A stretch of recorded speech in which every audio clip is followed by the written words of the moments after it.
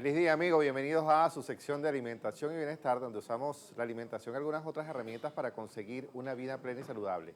En alimentación y bienestar acá en La Tisana, en Globovisión, siempre intentamos mantenernos actualizados con la información que sale de primera mano en el ámbito científico y, por qué no, en el ámbito nutricional. Es importante siempre delimitar no solamente nuestros consumos, sino a través de ellos mantenerlos lo más saludable posible sin caer, evidentemente, en los desequilibrios que pueden producir supresiones que son básicamente innecesarias. Pero, sin embargo, la ciencia siempre determina o delimita que sí, que no, y es por eso que el día de hoy vamos a hablar del colorante número 5. El pasado 15 de enero, la FDA, que es la Agencia de Administración de Drogas y Medicamentos de Estados Unidos, quien dicta una pauta en reglas generales no solamente para la industrialización, pero también para la indicación de algunos fármacos o medicinas, alimentos, como dice obviamente sus siglas, Administración de Drogas y Medicamentos, el pasado 15 de enero emite una orden para revocar la autorización del uso del colorante rojo número 3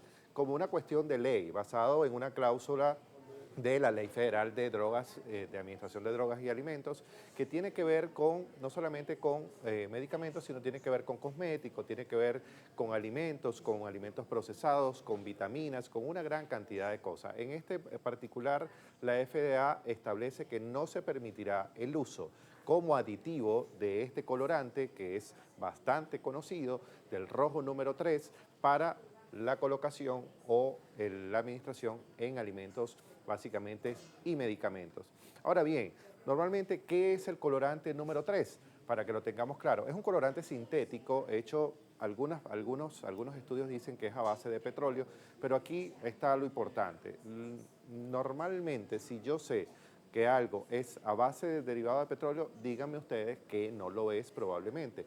Todo lo que comemos es industrializado, es normalmente procesado. Ahora bien, este colorante, que es eritrocina, se dice que es un derivado del petróleo, pero básicamente es un colorante totalmente artificial que tiene muy poca implicación desde el punto de vista metabólico, que tiene muy poca implicación desde el punto de vista calórico inclusive, y que su carga es muy traza. Cuando hablo de su carga muy traza, es que la carga que se coloca para poder colorear algún tipo, bien sea, repito, de alimento o de algún tipo de proceso, tiene que ver con esto, tiene que ver con una muy, pero muy pequeña cantidad. Entonces no es más que un colorante sintético que se adhiere o se añade a algunos alimentos ya procesados, algunas bebidas, sobre todo bebidas energéticas, bebidas que tienen ese color particular, gaseosas. Es decir, hay una infinidad de cosas que bajo esta prohibición, y lo vamos a ver más adelante, realmente tendrían que desaparecer del mercado. Desde el punto de vista industrial y desde el punto de vista mercadológico, no parece sencillo esta decisión. ¿Por qué se prohíbe su uso? Normalmente se prohíbe su uso básicamente en razón de una cláusula del ENEI que fue promulgada en el año de 1960, y esto como una parte de una enmienda de esa ley que le prohibía a la FDA la autorización de poder usar este tipo de aditivos o este tipo de adicionantes desde el punto de vista de color, y existen algunos otros, el amarillo, el azul, a cualquier tipo de producto alimentario, bien sea también como medicamentos, como vitaminas. ¿Por qué? Porque se ha descubierto que este colorante puede inducir el cáncer en humanos o animales. Es decir, cuando la FDA determina que un producto puede ser nocivo tanto para animales o tanto para humanos, bien sea animales en caso de experimentación en estudios longitudinales, pues por supuesto allí tiene la capacidad y la autoridad para prohibir el uso básicamente de este producto. ¿Qué pasó? Que en el año 2022 se crean dos estudios muy particulares, y en uno de ellos se dice que el colorante rojo número 3 produce cáncer en ratas macho, y de allí el tercer elemento de la lámina de apoyo que tengo el día de hoy, si realmente produce o no produce cáncer. Pues los estudios que están referenciados inclusive en la página de la FDA dice que el cáncer se produjo en ratones machos del estudio que fue partícipe para poder dar esta conclusión. Significa que no está determinado hasta el día de hoy que pueda producir cáncer en humanos, que tiene algunas afectaciones desde el punto de vista metabólico, ya se lo decía anteriormente, alteración del apetito, desinhibición probablemente de la palatabilidad o los sabores, desórdenes metabólicos endocrinológicos, tal es el caso del desequilibrio del perfil tiroideo. Sí, es cierto, pero en humanos no se ha demostrado que produce cáncer. Ahora, como la FDA tiene la prohibición por causa de ley, de decir, si un elemento produce cáncer en animales o en humanos, yo debo prohibirlo y sacarlo del mercado. Es por eso que el 15 de enero se da básicamente esta prohibición. ¿Qué debemos vigilar a partir de ahora? La FDA ha determinado, además, que a partir de este momento todos los productos en su etiquetado tienen que revelar de manera directa que tienen colorante número 3.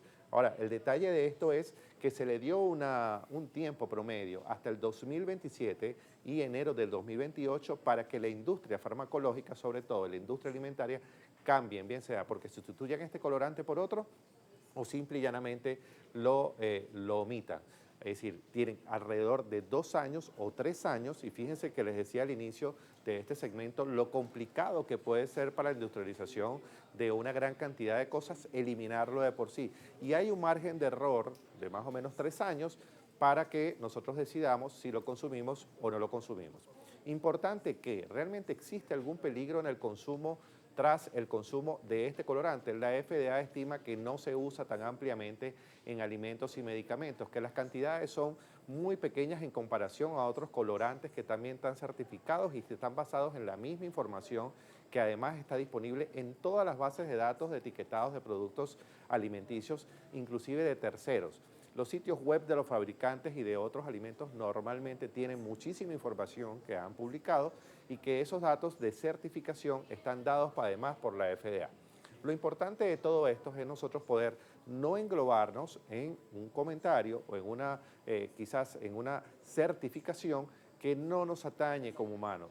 Es importante siempre manejar toda una cantidad de cosas que nos permitan estar saludables, pero ya pasó en años anteriores, inclusive con la Organización Mundial de la Salud, cuando se dijo que algunos productos subderivados de la carne o de algunas proteínas animales producían cáncer. Cuando leímos el estudio digamos, in situ o en específico, era derivados tipo B, C, es decir, el subderivado del subderivado de una carne que tenía incidencia en un pequeño estudio donde se demostró que tenía cáncer colorectal. No estoy diciendo con esto, y que quede claro acá en Alimentación y Bienestar y acá en Globovisión, muy responsablemente, que vamos en contra de lo que dice la FDA. Lo que estamos tratando es de introducir un punto informativo donde nosotros segmentemos la información de manera adecuada y de manera correcta. Es decir, se demostró que el colorante número 3, y por eso se prohíbe, produce cáncer en ratas. La FDA dice que si produce cáncer en animales y en animales puede producirlo en humanos a muy largo plazo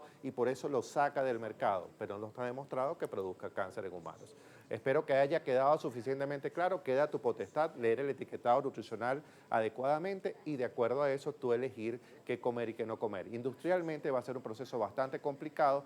No caigamos en la alarma de quitarnos cosas. ¿Por qué? Porque inclusive los lápiz labiales que usan las damas tiene colorante número 3. Bebidas en infinidad de cosas desde el punto de vista procesado tienen colorante número 3. Es decir, hay una gran cantidad de cosas que estamos comiendo en el común denominador que tienen este colorante y no por eso todos vamos a sufrir de cáncer. Así que bueno, recuerden que para esta y otras informaciones pueden seguirme a través de mis redes sociales, @DomingoPorras en Instagram, de allí los va a llevar al resto de las redes y este material va a quedar colgado en la cuenta de YouTube de @LaTizanaGB. Vamos a la pausa y venimos con más en breve de La Tisana.